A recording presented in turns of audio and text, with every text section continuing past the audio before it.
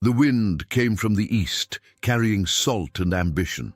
It was a wind that the sailors of Tiro knew as the breath of fortune, the one that pushed keels beyond the known horizon and opened the way toward lands that no map described. On that afternoon of an autumn without a precise date, at some point in the beginning of the first millennium before Christ, a fleet of Phoenicia's vessels crossed the strait that the Griegos would call the Columnas de Hercules and entered a different sea, colder, darker, with long, low waves that had nothing of the Mediterranean brevity, the Atlantico, the end of the known world. And there, in an inlet that the wind protected from the north, the coast offered refuge. There was firm land, there was fresh water, there was, more important than everything else, the promise of metals, silver, copper, tin, the riches that the Oriente consumed without ever being satiated. The Phoenicians got off the ships. They dug their feet into a beach that would come to be called Gadir, and the world would never be the same again. What followed in the subsequent centuries was not just trade. It was not just colonization. It was the first great clash of civilizations at the far west of the known earth, a slow and deep encounter between navigators who had crossed the entire Mediterranean in search of metals and riches, and the Ibericos peoples who had inhabited that coast since time immemorial. Phoenicians from the south and Griegos from the northeast, two peoples, two roots, two visions of the world, both with their eyes set on the same peninsula, both willing to transform it. And when the dust of that centuries-long encounter finally settled, the Peninsula Iberica was no longer what it had been. It had received the alphabet, the potter's wheel, the coin, the cultivated vine, olive oil, forged iron, the gods of the Mediterranean, and the seeds of everything that Western Europa would become. The echo of that arrival would traverse 2,500 years and would still resonate in the names of the cities, in the words of the languages, in the stones that the ground keeps. To understand what the Phoenicians brought to Iberia, it is necessary to first understand where they came from. Phoenicia was not an empire. It was not a kingdom with defined borders and a single king. It was a constellation of city-states distributed along the coast of what today is Lebanon and part of Syria, separated from each other by hills and commercial rivalries, united only by the Semita language they spoke and by the sea that all of them faced as the only viable exit toward prosperity. The largest of those cities were Tiro, Sidon, and Byblos, and the boldest of all, in the period that interests us, was Tiro. The city built on a stone island 30 meters from the coast, surrounded by sea on all sides, protected by its own geographical position as if by a wall that no land army could easily breach. Tiro was the center of the Mediterranean world of trade. Its port received cedars from Lebanon, purple textiles that were worth their weight in gold, ivory from Egypto, grains from Mesopotamia, tin from the roots that the Tyrians themselves kept in strict secrecy. The purple color that the nobles and kings of all the Mediterranean wore on their cloaks came from a mollusk that the Phoenicians fishermen gathered on the rocky coasts of the Levante and that required hard and nauseating work to be processed. That monopoly on purple was one of the sources of the wealth of Tiro, and it was a wealth that needed fuel, metals. The problem of the Phoenicians was geographical. The Levantina coast was fertile in some regions, but scarce in minerals. The copper, tin, and silver that the Phoenicians' artisans needed to produce the bronzes and metal objects they traded throughout the Mediterranean basin had to come from outside, and as the 10th century before Christ advanced toward the 9th and the 9th toward the 8th, the resources of the closest regions became insufficient. The Phoenicians looked toward the west, beyond the Egeo, beyond Sicilia, beyond Sardinia, where they had already established factories. There was a strait between two columns of rock that myths described as the end of the habitable world. And beyond that strait was Iberia, and in Iberia was Tartesso. Tartesso, the name carries the weight of a mystery that 2,500 years have not completely dissolved. Classical sources speak of it as a rich and powerful civilization established on the Atlantica coast of the southwest Iberico, on the banks of a river we today call Guadalquivir, and which then flowed toward a great estuary that the Griegos would call the Golfo Tartessico.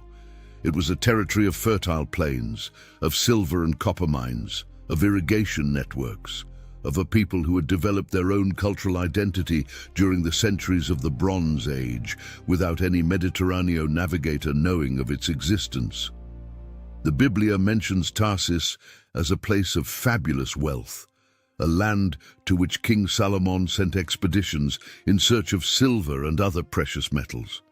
Many specialists identify that biblical Tarsus with Tartesso, which means that the Phoenicians of Tyro, the same ones who collaborated with Solomon in the construction of his temple in Jerusalem, were probably the first Mediterranean navigators to reach that Atlantica coast and establish contact with the people who lived there. The Phoenicia arrival at the far west was gradual and calculated. They did not come with military force. They came with commercial force, which for the Phoenicians was the same thing.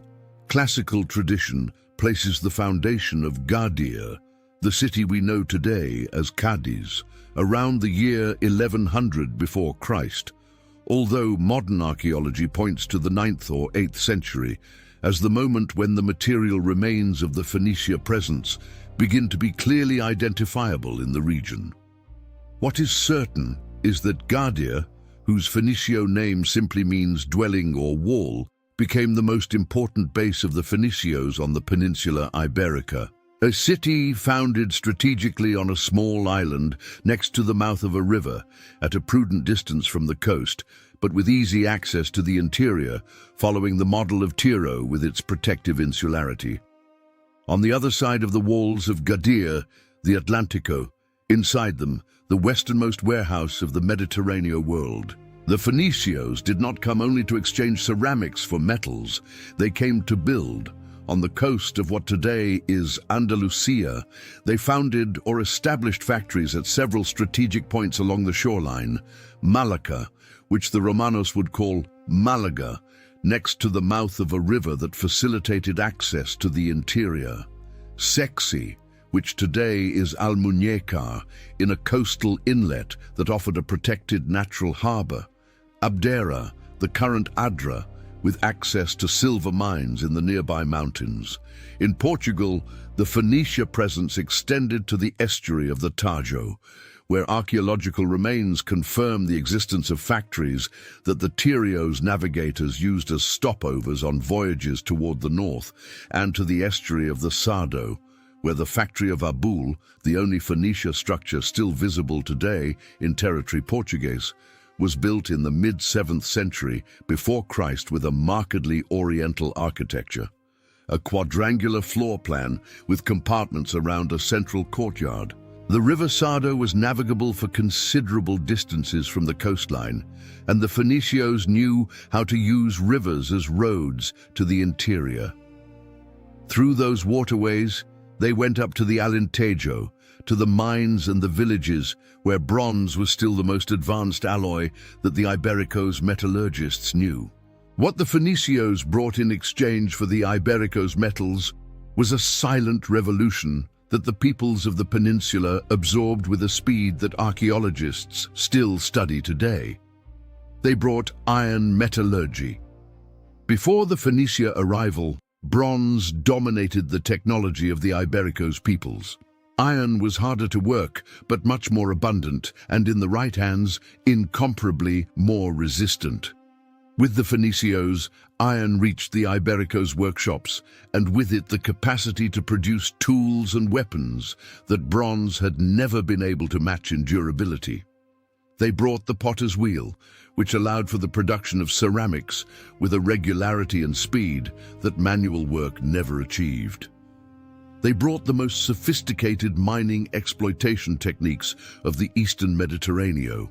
They brought the production of wine and olive oil in a systematic way, two crops that would transform the Iberico-agricultural landscape and that the Romanos would later inherit and expand until making Hispania one of the largest producers of wine and oil in the ancient world.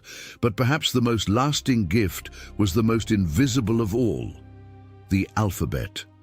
The Phoenicians had developed a writing system of 22 characters that represented the sounds of speech, with a simplicity that none of the previous writing systems achieved. The hieroglyphs of Egypto were too complex and required years of study to master. Mesopotamian cuneiform writing was equally demanding. The Phoenicio alphabet, in contrast, could be learned in weeks. It was a democratic instrument made for trade, for the recording of transactions, for correspondence between merchants who needed to communicate with speed and clarity across distances that no oral messenger could cover with sufficient fidelity. When the Griegos encountered the Phoenicio alphabet, they adapted it to their language by adding the vowels that the Phoenicios did not have. When the Romanos encountered the Griego alphabet, they adapted it to Latin, and from Latin came all the Romance languages: Portuguese, Spanish, French, Italian, Romanian. The thread that unites the letters with which these words are written to the Phoenicio scribe who invented them extends through 3,000 years of history without a single interruption. Around Gadir and the factories of the southern Iberica coast, the relationship between the Phoenicios and the local populations was predominantly commercial and, to a large extent, mutually beneficial. The chiefs of the Iberica's tribes gained access to products from the Mediterranean that they otherwise would never have had. The metals they exchanged with the Phoenicios entered the commercial routes of the Oriental world and returned transformed into luxury products that circulated through the palaces of the powerful throughout the Mediterranean. The Iberica elite living around the Phoenicians' factories grew wealthy, and with wealth came the gradual adoption of practices, tastes, and cults that the navigators of the Levante had brought with them. Phoenicia's ceramics appeared on the tables of Iberica's houses. Glass paste amulets in the shape of Phoenicio's gods were found in Iberica's burials hundreds of kilometers from the factories on the coast. The god Melkart, the Hercules of Tiro, had a temple in Gadir that would become famous throughout the ancient Mediterranean, and which Alejandro Magno himself, according to some sources, would have visited in dreams before his great campaigns. At the center of all this commercial network was Tartesso. The kingdom that the Phoenicians found when they arrived at the estuary of the Guadalquivir was more sophisticated than they expected. It had its own political organization, with kings whose names have reached us through Griego and Romano texts. The most famous of those kings was Argantonio, whose name literally means the man of silver, a designation that says everything about the nature of the wealth he ruled. Ancient sources describe Argantonio as a king who lived an extraordinarily long life, ruling his people for decades and decades, and who received with hospitality the first Griego navigators who reached his shores after being pushed beyond the Columnas de Hercules by the wind. The story of Collao de Samos is, in that sense, one of the most curious of antiquity. Around the year 650 before Christ, that Griego merchant set sail from his native island bound for Egypto. A windstorm with an unexpected orientation pushed his ship toward the west beyond the Strait of Gibraltar to the estuary where Tartesso existed. What Collao found there, according to the accounts that circulated centuries later, was a commercial emporium unknown to the Griegos, with riches that the navigators of the Egeo had never imagined existed so far away. He returned to Samos with the vessel loaded with silver and with a story that transformed the Griego perception of what lay to the west of the Columnas de Hercules.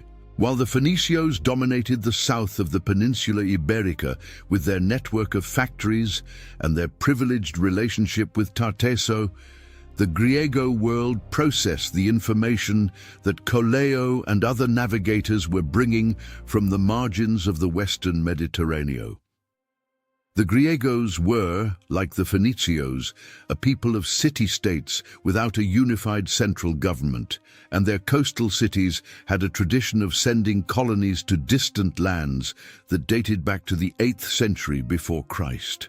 Magna Graecia, in the south of Italia and in Sicilia, was dotted with Griego cities founded by emigrants from mainland Grecia and the islands of the Egeo.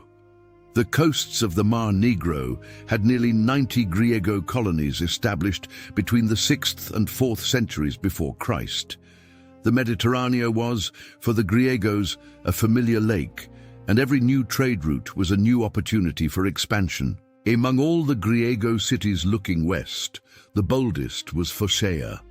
Located on the coast of Jonia, which today corresponds to the western shoreline of Turkey, Phocaea was known in the Griego world for the bravery of its sailors and for its willingness to risk long and dangerous routes in fast and light vessels that Estrabon described as ships of 50 oars, the Pentaconteras, too agile to carry large cargoes but ideal for the exploration of unknown seas.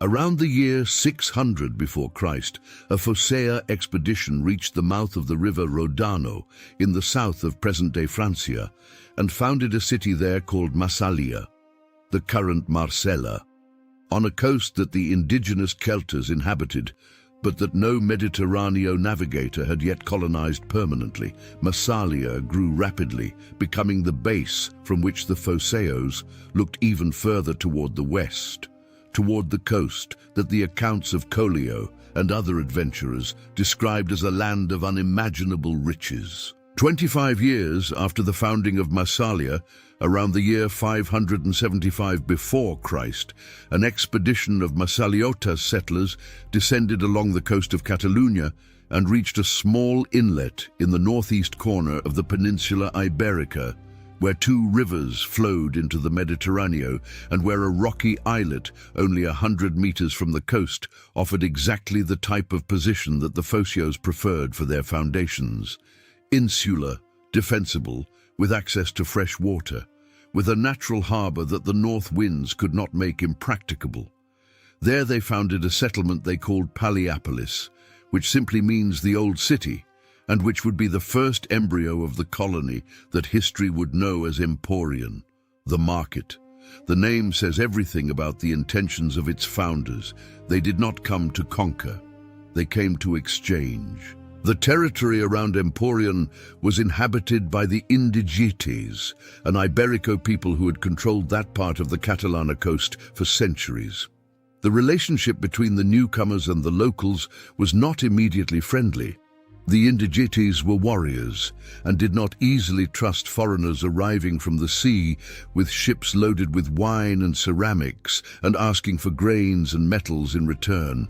But the logic of trade is more powerful than the instinct of distrust. And over time, a form of coexistence was established between the Griego colony and the Iberica population. The merchants of Emporion needed the cereals, the silver, and the human resources that only the Iberico interior could provide. The Indigetes needed the textiles, perfumes, decorated ceramics, wine, jewelry, and metal tools that the Griegos imported from the eastern Mediterranean or manufactured locally. The description that Tito Livio left us of Emporion at its peak is one of the most vivid that ancient historiography bequeathed to us of a commercial colony in the Mediterranean world. The city was divided into two parts by a wall. On one side, the Griego city, with less than 400 paces in perimeter oriented toward the sea, with its agora where merchants met and negotiated, its temples dedicated to Artemis de Epheso and later to Asclepio, the god of medicine. On the other side of the wall, the Iberica city, larger, more extensive, with a circumference of 3,000 paces, inhabited by the Indigetes who had accepted living next to the Griego settlers, but maintaining their own laws, their own customs, their own language. The gate that separated the two cities had a magistrate on permanent guard. No Griego could enter the Iberica city without being escorted by a local inhabitant. No Iberico could enter the Griego city without an invitation. A border within a city, a miniature Mediterraneo in a marshy plain of the Catalana coast. Through that porous border between two worlds passed, in both directions, much more than merchandise. Ideas passed, techniques passed, ways of seeing the world passed.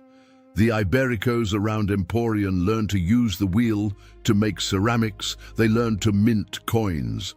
The first coin in the history of the Peninsula Iberica came out of the workshops of Emporion and took centuries to reach the interior regions. They learned the Griego alphabet and adapted it to their own language, creating what modern specialists call the Iberica script, a system that would be used in inscriptions, on coins, and on the funerary stones of the Ibericos peoples for centuries.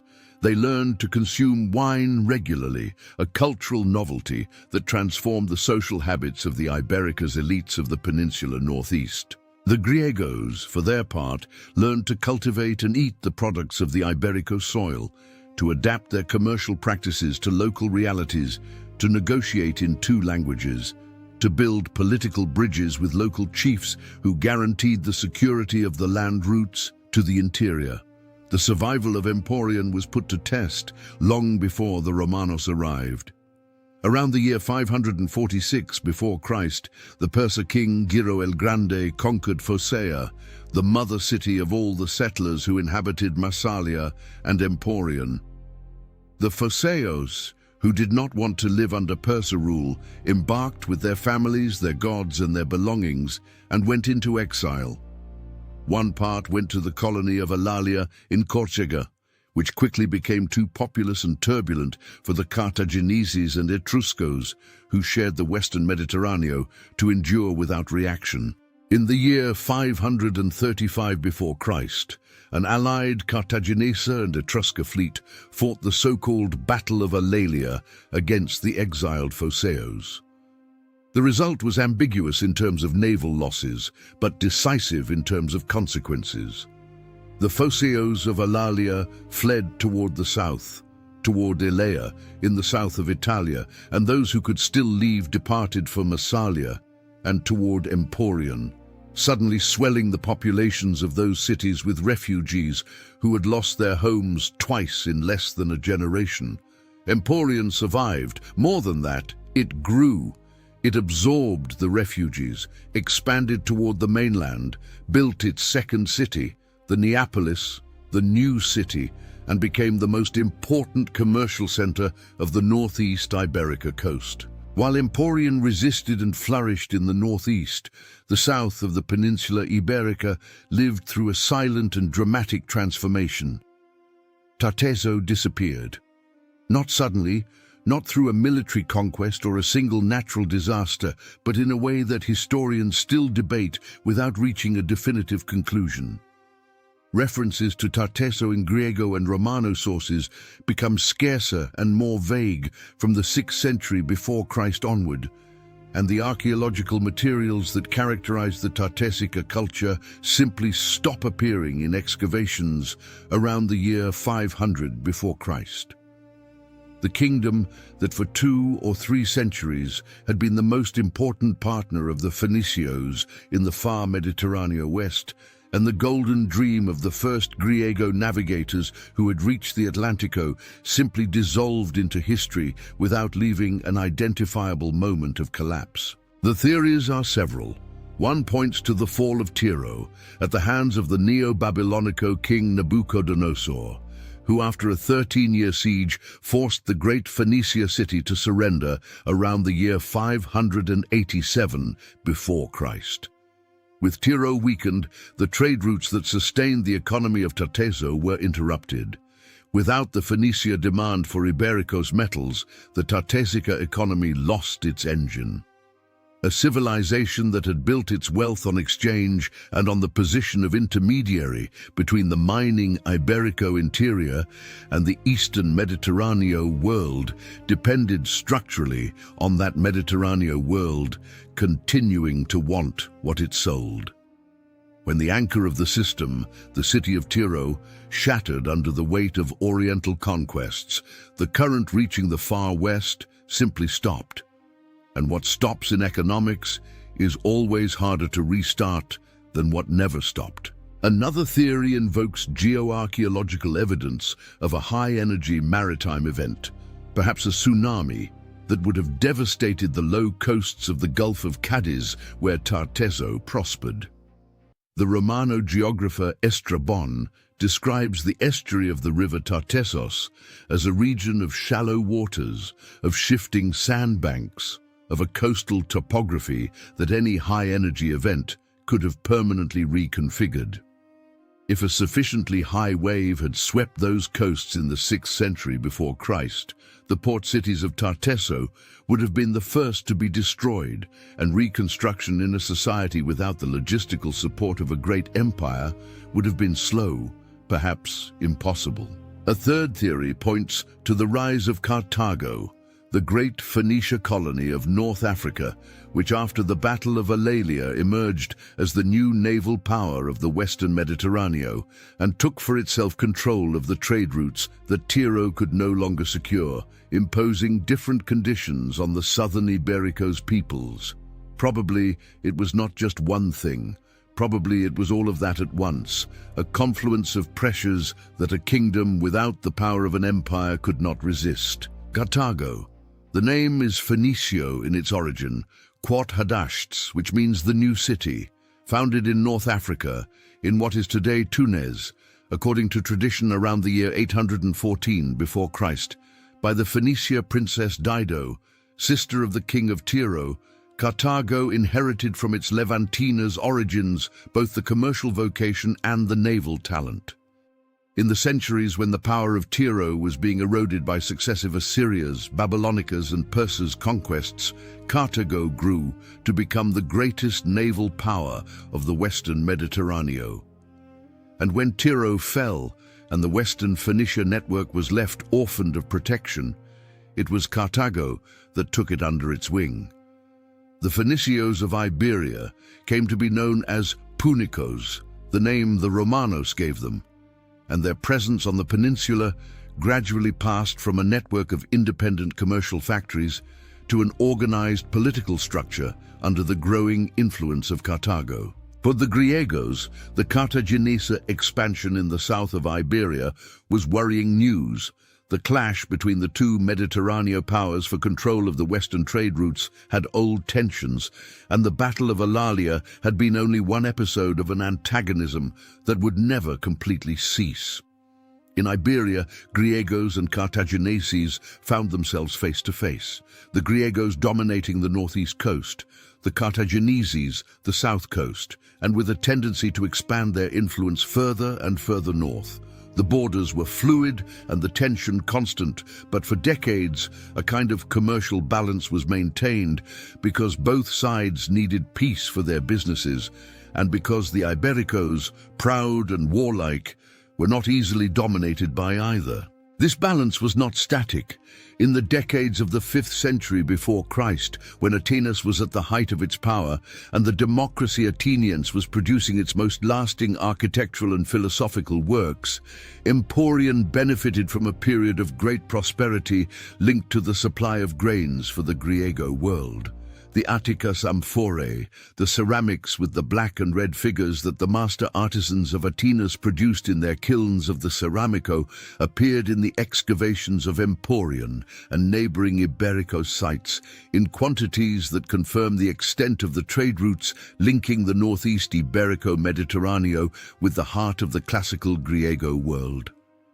A city founded as a trading post on a dark shoreline became in a few generations a node in a network that extended from Atenas to the Iberico interior and from Massalia to the Iberica cities of the Ebro Valley. It was not an empire. It was something more subtle and more lasting, a chain of shared interests that no political treaty could have built as effectively as wine, silver, and painted ceramics had built it.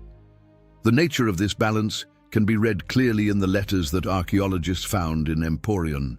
One of them, engraved on a lead sheet in Jonico dialect and datable to the late 5th century before Christ, is one of the most fascinating documents that the Peninsula Iberica bequeathed to us. A Phoceo merchant named Zenon wrote to his representative in Emporion, giving instructions on business to be conducted in an interior Iberica city called Saigonte. The words that survived in the metal are commercial, prosaic, full of details about merchandise and payments. But behind those words is a world in which a Griego from Phocea did business in Iberia through a representative in Emporion, who in turn negotiated with Ibericos merchants from the interior who did not speak Griego and had not been born on the shores of the Mediterraneo. A world of intermediaries, of mixed languages, of cultures that touched at the exchange points and left lasting marks on both sides of the encounter. The centuries of Phoenicia and Griega presence on the Peninsula Iberica also created a new class of people whom ancient texts rarely mention by name, but whose existence is indispensable for understanding how this encounter of civilizations worked in practice. The intermediaries, the children of a Phoenicio father and an Iberica mother, or of an Iberico father and a Griega mother, who grew up speaking two languages and understanding two systems of values. The Ibericos merchants who had learned enough Griego to negotiate in Emporion without intermediaries. The artisans who had studied with Phoenicio's masters and then returned to their interior villages to reproduce techniques learned on the coast. These men and women without names in the historical records were the true mechanism of cultural transmission that made it possible for the Peninsula Iberica, in a few centuries of Mediterranean contact, to pass from the Bronze Age to writing, from the exchange of surpluses to organized trade, from hand-modeled ceramics to those produced on the wheel. The legacy of the Phoenicios and the Griegos on the Peninsula Iberica was not measured only in objects or merchandise. It was measured above all in transformations that the Iberica society made its own and incorporated in ways that the donors themselves would not have recognized a few generations later.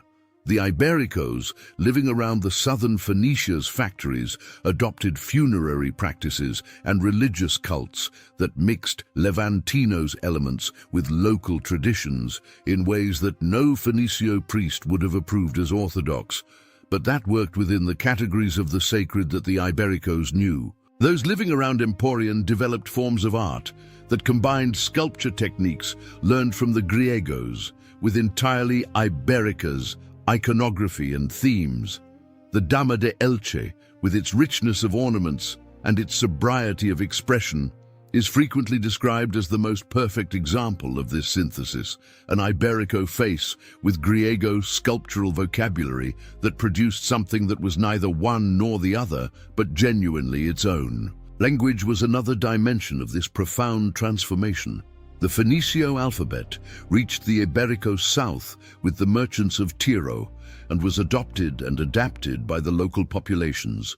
The Griego alphabet reached the northeast with the settlers of Emporion and did the same. The Ibericos, who had no writing system before the Mediterranean contacts, developed their own script from these external models and used it to record funerary inscriptions, commercial agreements, and votive messages that archaeologists find today scattered throughout the eastern half of the peninsula. The Iberica script was a mixed system, partially alphabetic and partially syllabic, a creative adaptation that shows how the Ibericos did not passively copy what was offered to them, but reorganized the instruments received according to the needs of their own language. Wine was, perhaps, the most immediately transformative cultural gift. The Iberica societies prior to Mediterranean contact knew grain beer and honey ferments, but wine was a novelty that arrived with the Phoenicios and quickly acquired a ritual and social status that goes far beyond the drink. Wine was the symbol of the banquet, of hospitality, of the alliance between equals. The vessels in which it was served, the Phoenicias and Gregas amphorae that ships transported by the hundreds, became prestige objects that the Iberica's elites collected and displayed as markers of status. Excavations in Iberica's tombs all along the Mediterranean coast reveal imports of Phoenicio and Griego wine amphorae in funerary contexts that show how much meaning that product carried beyond its contents. Drinking Mediterranean wine was a declaration of cosmopolitanism, a way of affirming connection with the wider world that existed beyond the mountains and rivers that defined tribal territories. Iberica silver traveled the opposite path. Extracted from the mines of Sierra Morena, the Guadalquivir Valley, the mountains of what is today the region of Huelva, Iberica silver traveled toward the eastern Mediterranean in quantities that Assyrios records and archaeological treasures eloquently attest. It was Iberica silver that was in the ornaments of the Phoenicios' palaces. It was Iberica silver that bought the copper from Chipre and the tin from Britannia that the Phoenicios transported along the Mediterranean routes. It was Iberica silver that fueled much of the prosperity of the Mediterranean world of the first millennium before Christ. And when the Romanos arrived on the Peninsula Iberica, in the context of the Punicus Wars of the 3rd century before Christ, what they found in the southern mines were veins that the Phoenicios and their Cartaginese successors had exploited for centuries, but which were far from being exhausted. The wealth that Roma would extract from Hispania in the following centuries had its prehistory in those Phoenicia's factories, in that metal trade that began when the first ships from Tiro rounded the Cape of Trafalgar and sailed north along a coast that no map described. The silent battle for control of Iberia was never fought with armies and sieges, not between Phoenicios and Griegos at least. It was fought with prices and with presents, with marriage alliances between merchants and daughters of Iberico's chiefs, with temples that were simultaneously spaces of worship and warehouses for merchandise, with the slow patience of those who know that a generation of commercial exchanges is worth more than a military campaign. The Phoenicios of the south and the Griegos of the northeast coexisted in Iberia for centuries without ever directly facing each other in battle for dominance of the peninsula, because the peninsula was large enough for both and because the Ibericos who inhabited most of the interior were not conquerable by either with the means they had. What separated them was precisely that which made each different. The Phoenicios came as merchants building factories. They built where there were metals or where there were access routes to metals. They maintained commercial relations with local populations but did not expand territorially. They did not try to create zones of political dominance over the interior. The Griegos of Emporion, for their part, had a different relationship with the territory. Their city grew until it was divided in two, with an Iberica part and a Griego part, separated by a wall but united by daily trade. It was a model of coexistence that was not exactly integration, but was not separation either. It was what the ancient Mediterranean knew how to do best, the functional coexistence of different peoples who needed each other to survive and prosper. The Ibericos who inhabited the interior of the peninsula, far from the coasts where Phoenicios and Griegos had anchored their ports, were transformed more slowly but no less profoundly. The trade routes that Mediterranean merchants used to reach the mines of the Iberico interior crossed territories inhabited by peoples who had never seen the sea, but who received, in exchange for their metals and cereals, objects that only the Mediterranean world could produce. Attica ceramics reached archaeological sites in the interior of the Meseta that are located hundreds of kilometers from the coast. Colored glass ornaments of Phoenicia manufacture appeared in the burials of Celtiberico's warriors who had never visited Gadea nor Emporion. Agricultural techniques arrived through routes that were not directly maritime, but terrestrial, from villa to villa, from valley to valley, in a process of slow and silent diffusion that archaeology has only recently begun to map with enough precision to reveal its real extent. It was precisely that coexistence that prepared the ground for the arrival of Roma. When the consul Publio Cornelio Escipion landed in Emporion in the year 218 before Christ, in the context of the Second Punica War, he found a Griego city that was simultaneously a Mediterranean enclave and a point of access to the Iberico interior. Emporion became the port of entry for the Romano legions into the peninsula. The officers established themselves in the Griego part of the city, which offered them more comfort and cultural familiarity. The troops camped in the surroundings, and the Romano conquest of Hispania began in a place that the Phocaeos of Massalia had founded as a simple market on the shores of a marshy lagoon more than 3 centuries earlier. History has this silent irony. The port of arrival for the conquerors who would end Iberica independence was the legacy left by the merchants who had begun by serving as intermediaries between Iberia and the Mediterranean world. The memory of all this is kept in places that few visitors associate with the Phoenicios or Griegos' origins of the peninsula. Gadir became Gades for the Romanos and Cadiz for the Castellanos, but it preserves in its geographical foundation on that rocky island next to the Atlantico the original Phoenicia logic, an insular position that trade could use and war could hardly attack. Malacca became Malaga, preserving in its name a phonetic memory of the Phoenicia city that the navigators of Tiro founded in a bay of the Andalus south.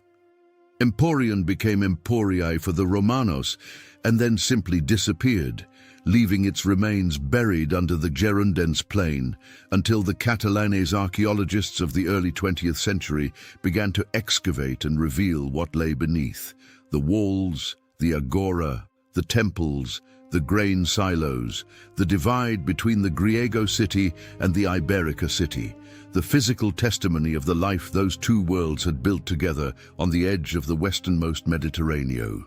The alphabet that the Phoenicians brought to Iberia became the basis of Griego. Griego became the basis of Latin, and Latin became the father of the languages spoken today by hundreds of millions of people in the world. The wine that the Phoenicians taught to cultivate on the southern Iberica coast became, under the Romanos, one of the most important exports of Hispania. The silver that Phoenician ships transported from Gadir to Tiro financed civilizations that did not know of their own dependence on those Iberica's mines. And Emporion, the simple market founded by Phocaeos settlers on a windy islet of Catalonia, was for centuries the westernmost port of the Griego world, the point where the Mediterranean ended, and another thing, which did not yet have a name, began. There is a profound irony in the fact that the civilization that most transformed Iberia before the Romanos was also the one that left the fewest traces in popular memory. The Phoenicians did not build the great monuments that the centuries consecrate. They did not write the epic poems that generations repeat aloud. They did not train armies that defeated other armies in battles whose names enter textbooks. They did something quieter and more powerful. They changed the way the Iberico's peoples produced, communicated, and thought about the world. And when the Romanos arrived and built their roads, their cities, their baths, and their theaters on Iberico soil, they were building on foundations that Phoenicians and Griegos had laid with the patience and pragmatic obstinacy of merchants who know that time works in favor of those who are not in a hurry. The strait that the Phoenicians crossed for the first time, which the Griegos called the Columnus de Hercules and which we today call Gibraltar, is still there. The east wind that pushed the keels toward the west still blows over the same sea. The stones of Emporion still exist, buried and discovered, open to the Mediterranean sun, like a book that the earth kept for 2,500 years. And in the silent factories of the Sardo estuary, in the ceramic remains of the hills of Andalusia, in the Iberica's inscriptions that mix Phoenicios and Griegos signs with sounds of a language that none of those navigators ever spoke, is the echo of an encounter that occurred without swords, without proclamations, without the fanfare of conquest. It occurred at the slow pace of trade, of exchange, of mutual curiosity between peoples who saw each other for the first time over a cargo of amphorae or silver ingots and decided, without words or treaties, that it would be worth understanding each other. That understanding transformed the Peninsula Iberica. It transformed Europa, and it transformed in ways that take centuries to become visible, but that no subsequent catastrophe could completely undo. The relationship between the far west of the Mediterranean world and its center, Iberia ceased to be a margin. It became a part, not with equal rights, not with the centrality of Atenas or Roma or Carthago, but with a presence in the fabric of the Mediterranean world that made it impossible to ignore. The metals that came out of its mines, the wine that grew in its valleys, the wheat that ripened on its plains, the shellfish that fishermen gathered on its coasts. All of that entered the roots that linked the ancient world from one end to the other. And Iberia was in that network, integrated, dependent, and indispensable. The thread that binds us to that encounter never broke. Every time we write a letter, we follow the shape that a Phoenicio scribe invented 3,000 years ago on a coast of the Levante. Every time we drink a glass of wine, we participate in a cultural practice that the navigators of Tiro brought to Iberia when European cities did not yet exist. Every time we use a coin, we use an instrument that the Griegos of Emporion introduced to the Peninsula Iberica as an absolute novelty, and that the Ibericos adopted and made their own, with the speed of someone who recognizes a good idea when they see it. That invisible continuity between the present and those first arrivals of Phoenicios and Griegos ships to the Iberica's coasts is the real measure of what happened there. It was not a conquest. It was an encounter. And true encounters, those that leave marks on both sides, never fully end. The echo of that wind that came from the east, which carried salt and ambition, still resonates in every letter we write, in every glass of wine we raise, in every coin we pass from hand to hand in the old market of the world.